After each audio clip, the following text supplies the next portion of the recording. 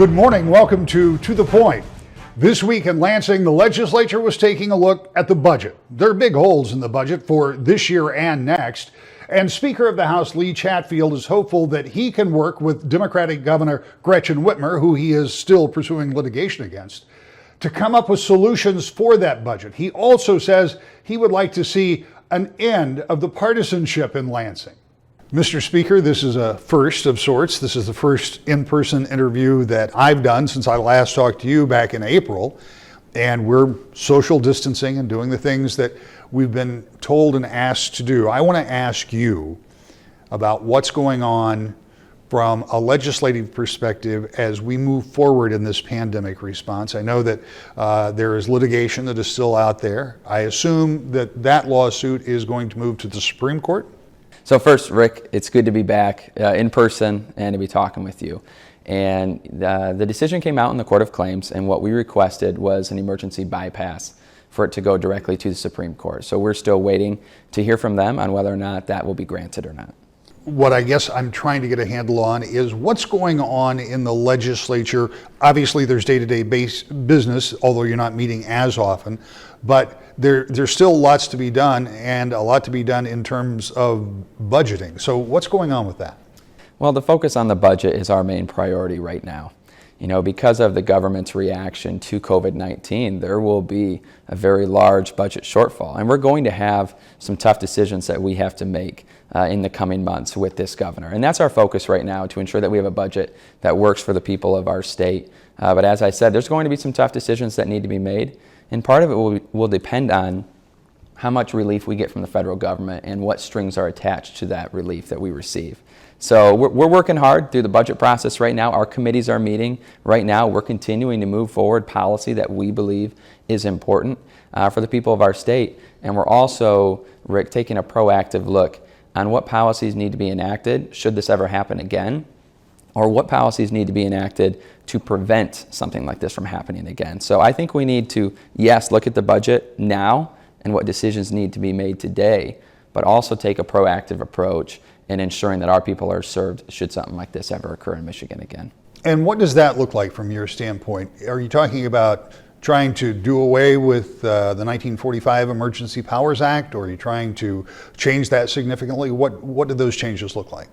Well, I think a lot of that, Rick, will depend on, what the decision is in the Supreme Court, right? I believe the governor's interpretation of the 1945 law is unconstitutional. And it's important to know the question before the court right now, Rick, is not on the policies of the governor's executive orders, right? The question before the Supreme Court is not on the governor's intentions or has she taken this seriously enough. The question before the court is, can this governor or any future governor not just declare a state of emergency, but carry it on indefinitely, and therefore render the legislature absolutely and completely meaningless. And I have to ask people, what would you think if President Trump came out tomorrow and said that he no longer needed Congress? That he was not only going to enforce the law, but he was going to make the law, and he was going to let Congress know when he needed them again. There would be an uprising, and rightfully so, because we believe, Rick, that even during a pandemic, the rule of law needs to be upheld. Even during a crisis, the Constitution still needs to be followed. But we believe that we're stronger when we work together, right? We offered that partnership to the governor, and she decided to go it alone. But the legislature is the people's voice, and I personally believe that the people of our state deserve a seat at the table when these decisions are being made. So a lot of it will depend on what the decision the courts make and what our next step is. I've asked you about this before, and I know your basic answer, but as an outsider looking in, I find it difficult to see how you, the Senate Majority Leader, and the governor can move forward with what are going to be really difficult budget decisions, and not just for this year's budget, but for next year's budget, which presumably would be presented to the governor by July 1st, if that's possible. How do you negotiate that? How do you make those really tough decisions at a time where it doesn't feel like there's a lot of communication between the two branches? So I've personally never let disagreement on one issue stop me from working with the governor on another issue. I think there's enough partisanship in our communities today. 2020 is a very important year. People are already going to be politically charged. We have to rise above that. I don't think coronavirus is playing politics, and I don't think we should be either. So have I had plenty of disagreements with the governor throughout COVID-19? Sure. Do I think some of the governor's actions have led to unnecessary harm across our state, and we're going to see a larger economic disaster because of it? Sure. But I'm still going to have to talk with the governor, and I enjoy doing that and working with the governor and trying to find a consensus. That's what we were sent here to do. People did not send us here to Lansing to look like Washington. Do we have disagreements? Yes. But that should not negate our real, sincere effort to reach a consensus on the areas that we can have an agreement on. And that's my commitment. I'm going to continue to work with the governor. I'm going to continue to work with both sides of the aisle to make sure we move our state forward. And some of that will be a very complicated budget cycle. Just when you thought last year's budget process couldn't have gotten much more bumpy, COVID-19 comes along. So our work's cut out for us here, Rick. But I have every bit of confidence we're going to get it done. I appreciate your willingness, and you say that you're willing to work with the governor, but does it make it harder to get 56 votes if you do come up with a deal after this kind of protracted discussion between the legislative and executive? Any deal that we've cut with the administration so far this term, we've been able to procure the votes needed to cut that deal. And I have every bit of confidence in my colleagues in the legislature that they're ready to roll up their sleeves and get a couple things done. The colleagues I know, Rick, have been working longer hours than they ever have before during this COVID-19 process. The calls coming into our offices, the people that are reaching out because they're hurting, they're in a tough spot, they're not getting their unemployment check, they have a family member in a nursing home, they're afraid for them because of some of the policies we've enacted in our state by sending people who've contracted COVID-19 to nursing homes. The answers that people are demanding from us are higher than they've ever been before. And they've been working incredibly hard. So their sleeves are rolled up, they're ready to get to work, and I think any deal that we strike with the governor, we'll be able to follow through on that. Well, the budget becomes problematic from a couple of standpoints. We're just a few days, 30 plus, whatever it is, from the schools' budgets going into place, and we know that in this current school year, there are going to be deficits. There has been some suggestion you might try to hold schools harmless, but if you do that, you're going to have to pull it from somewhere else. When you think about those kind of decisions, do you see a roadmap? Do you have an idea of what those cuts start to look like for both this year, if not next year? I think that'll become more evident in the ongoing conversations we have with the administration. One of our requests to the governor was that she give us another budget proposal, right? We have, constitutionally, we have the requirement that the governor give a proposal to the legislature for that year. And, obviously with COVID-19 coming into our lives unexpectedly, I think we need another proposal. Once the governor can do that, we'll then look at her numbers and we'll begin having internal conversations. I don't believe we should be turning back the clock when it comes to education funding. But I'm going to tell you this, Rick, we're going to have some tough decisions that we have to make, because we are finding out that you can't, as government, just unilaterally shut down the entire economy and still expect all the revenues to continue coming in. And the fact is, we're facing a big shortfall right now. We're going to be in conversations with the federal administration to find out how much is coming in, what are the strings attached to those dollars, and then from that, make the best decisions we can to make sure our state moves forward. And obviously, education is a top priority for us to ensure our kids are receiving the education that they deserve. If I'm not mistaken, you spoke with the president when he was in Michigan recently. Did you have the opportunity to encourage him to get more federal help, understanding that the House has passed a plan in Washington that the Senate is not likely to pass?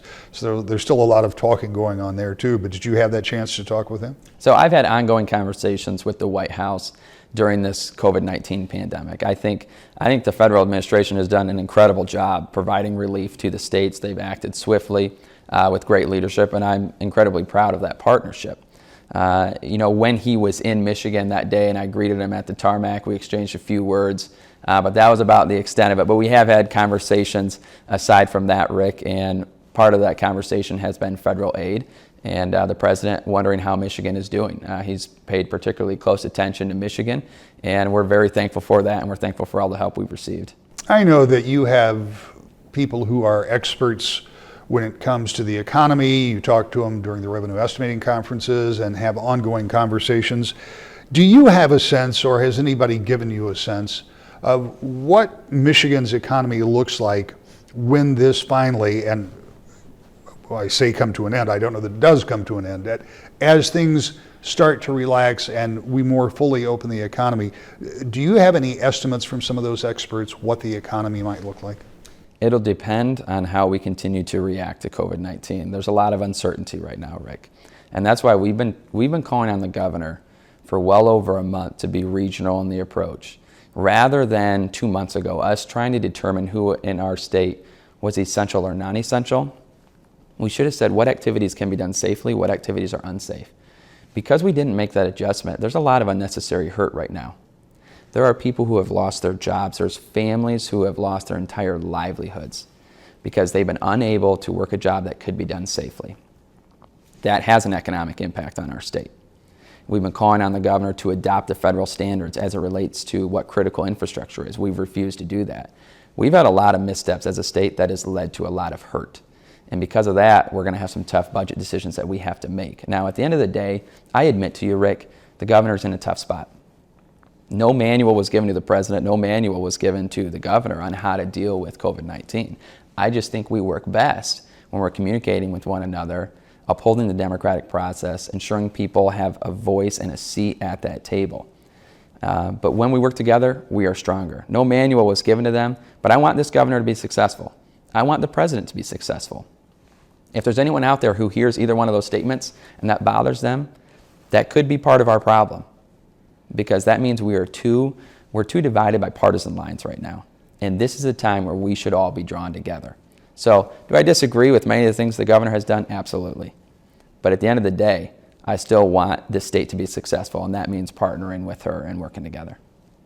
Up next, a Democratic state representative who is also an appropriator. She'll talk about her concerns about the budget. To the point.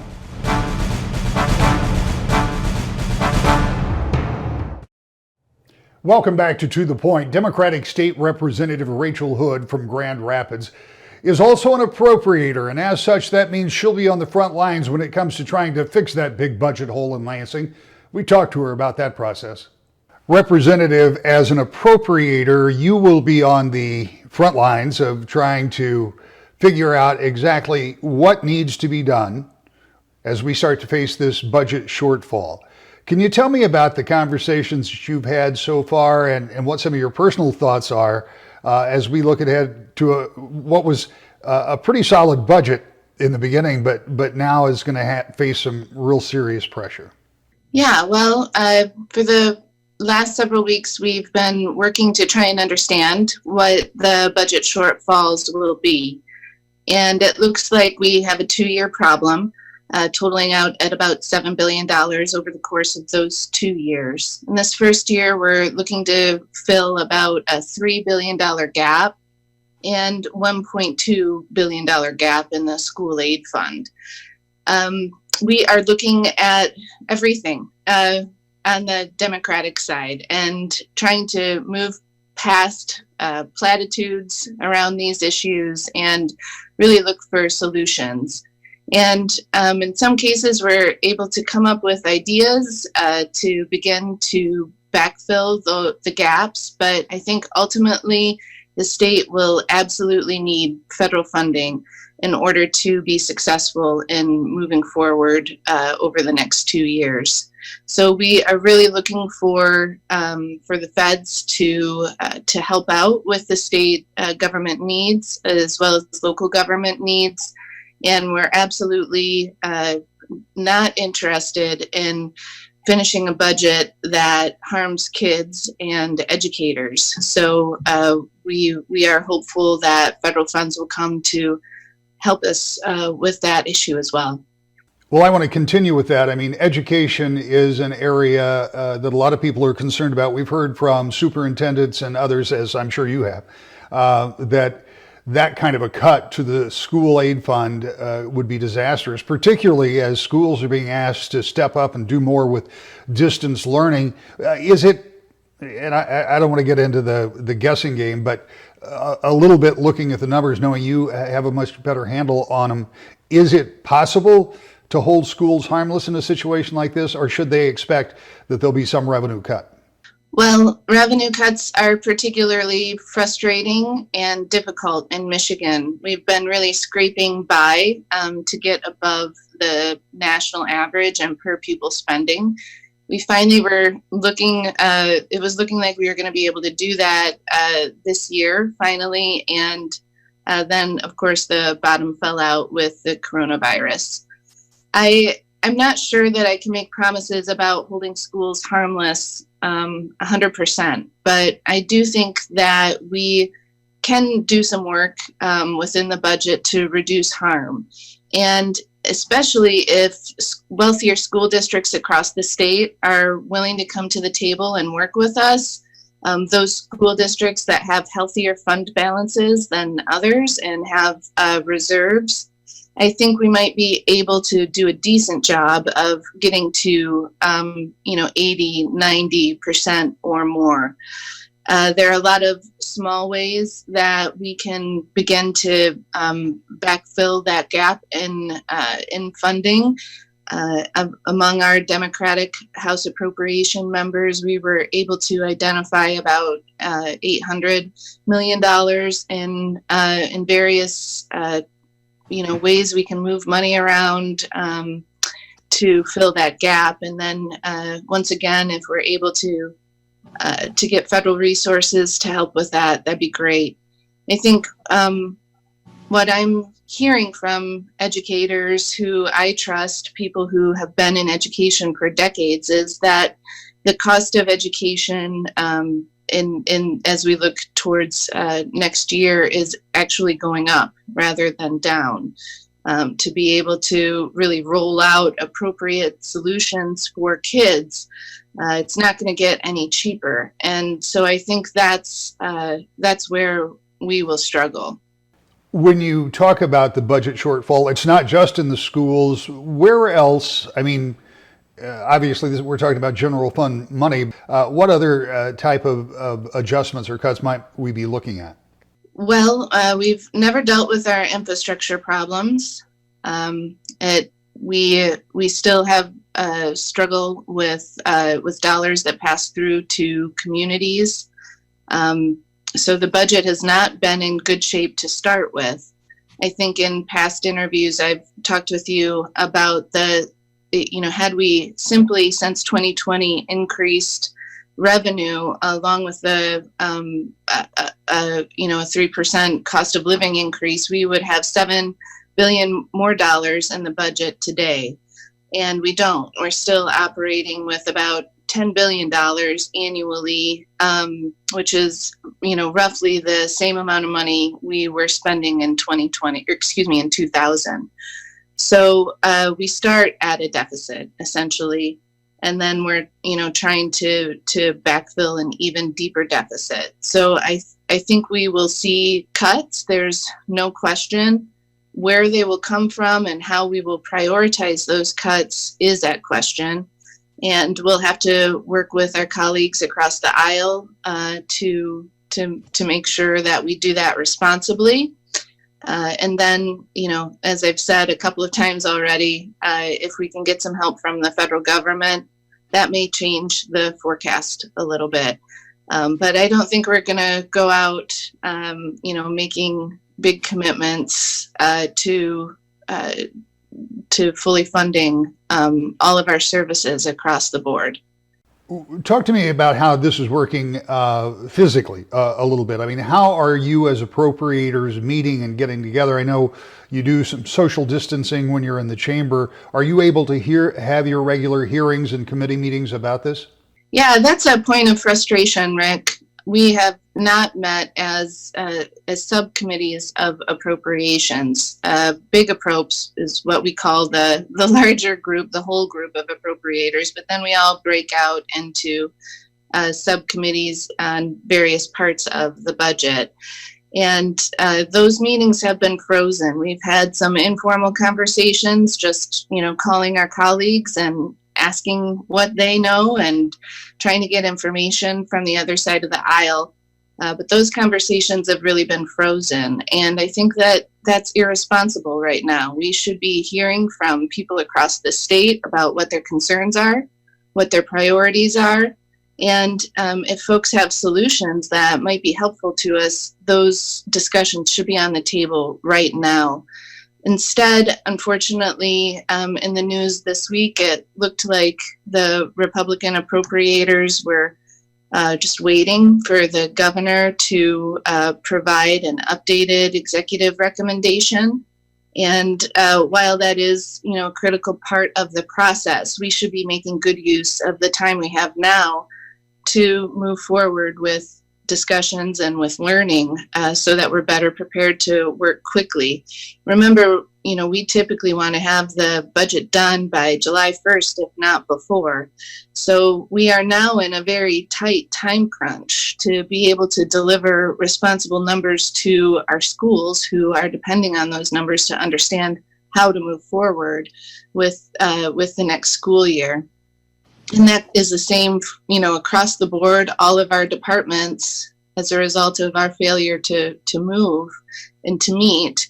Everybody's working in the dark, and that's a very stressful situation on top of a very stressful situation.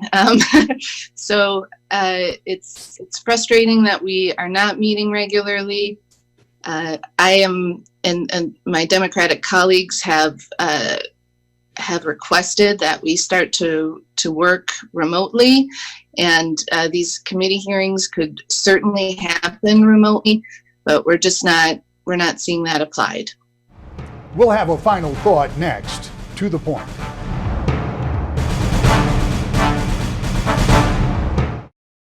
So in Lansing, the question about how to fill the budget holes continues. And the other question is, when will the state get back to full business so revenues start coming back to the Treasury?